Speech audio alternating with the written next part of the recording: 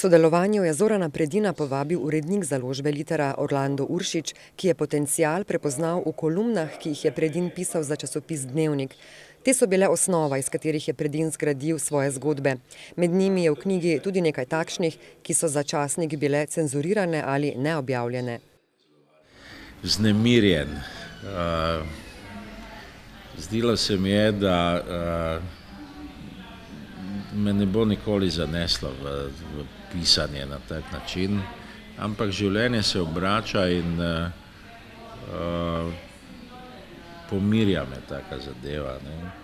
Pri prejšnji prvi knjigi, ne, Druga žena v haremu, so me kolegi zafrkavali, gleda, pisatelj gre. Ne. Pa drugi reče, ne samo pisatelj, prevajani pisatelj. Ker so mi knjigo prevedli v hrvaščino in celo makedonščino. In potem sem dejansko ugotovil, da očitno imam nekaj tega talenta, da znam pritegniti bralca. Žanrsko gre za kratke zgodbe, črtice, komentarje, pisane v prvi osebi in temelječe na resničnih zgodbah nekega minulega in današnjega časa. Mladost, Jugoslavija, družina, glasba, politika, erotika. Vse prežete s kritično bodico, ironijo in seveda Predinu lastno poetičnostjo. Jezik je sočen in ponuja veliko užitka. Za koga bodo zgodbe neprijetne? Za te glavne junake naslovnice, ne? Hijene, ki se hranijo z lažmi in zlonamernim pretiravanjem. In kot take se mi zdijo pač konstitutivni del današnje družbe, o katerem se na tak način skoraj da ne govori. Jaz dejansko nisem hotel biti nikoli všeč vsem. Hotel sem biti všeč tistim, ki so dovolj radovedni in pripravljeni streti malo trši oreh. Ne.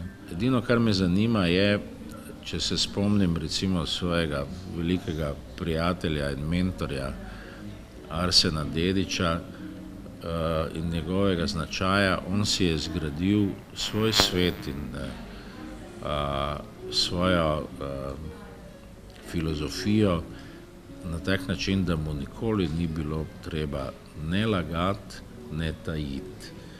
To je za javno osebo nepredstavljiva stvar. Moramo se, če hočemo živeti od svojega javnega dela, prilagajati eni taki dovoljeni resničnosti. In če tega ne narediš, si zelo malo kaznovan. To so stvari, o katerih pišem v tej knjigi. Zakaj mladi danes poslušajo turbo folk glasbo?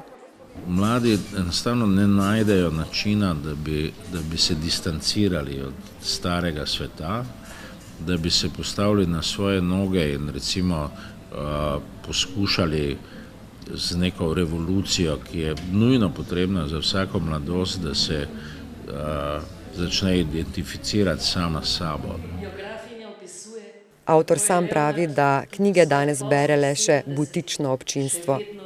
Knjiga bo sicer pod udarom interneta in elektronskih pomagal po moje še nekaj časa v slabšem položaju, ampak potem, ko bo zmanjkalo elektrike, ali pa če rečem še prej, ko bo zmanjkalo elektrike, bojo podražili internet do te mere, ko bomo seveda popolnoma odvisni od njega, da bo treba za vsako malenkost plačati. Ne.